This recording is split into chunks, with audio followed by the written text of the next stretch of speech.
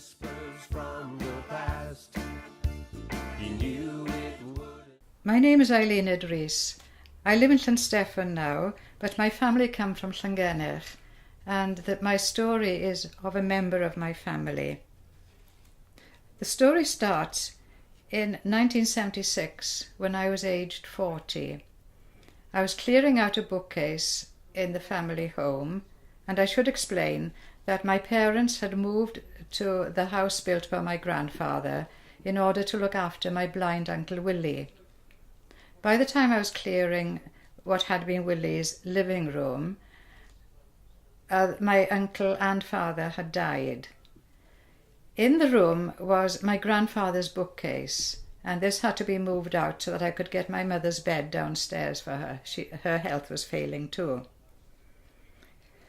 Amongst the things in the bookcase was a little Bible, a pocket-sized Bible.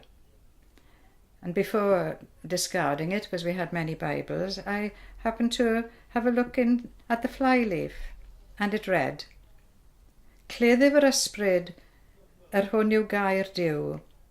Cyflwynedig gan Eglwys Salem Llangennych I Mr John Rees, a rai ymrestriad yn y fyddin yn y rhyfel fawr yn erbyn Germany. Alfred Morris Gweinidog. So I asked my mother who was John Rees, and she said, oh, it was your father's eldest brother. And I said, well, why haven't I heard of him? I know the rest of the family. We lived with my Uncle Willie. I've met the two sisters who went to Canada, and I've heard a great deal about my Aunt Olwen, who died of TB at the age of 22. Why haven't I heard of John Rees?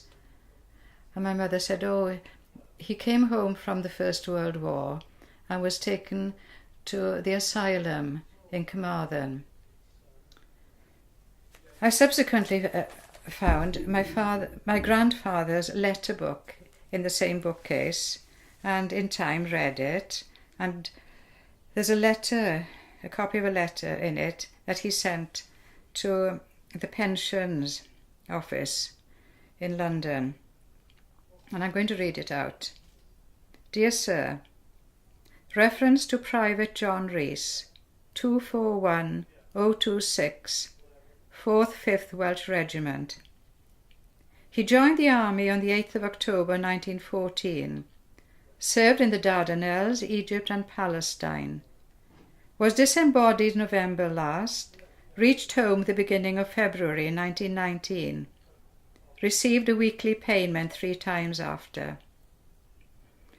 Also a lump sum of about £24.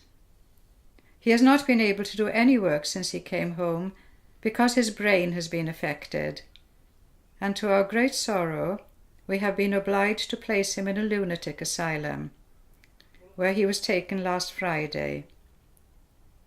Today I have received a notice from the relieving officer of the poor demanding payment from me for his time in accompanying my son to the asylum. Also a charge for the doctor and the policeman. My son is 25 years of age.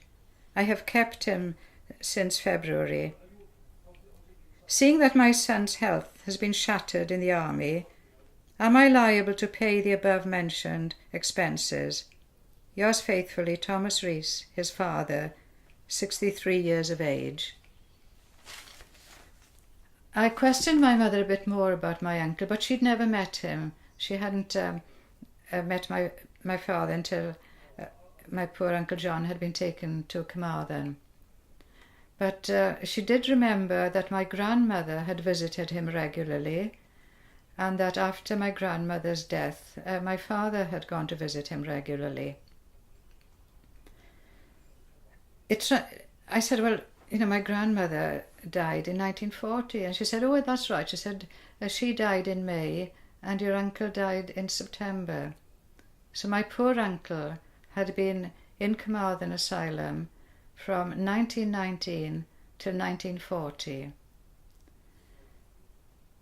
No, that is bad enough in itself, but what I think is even more cruel is that he had been erased from the family memory.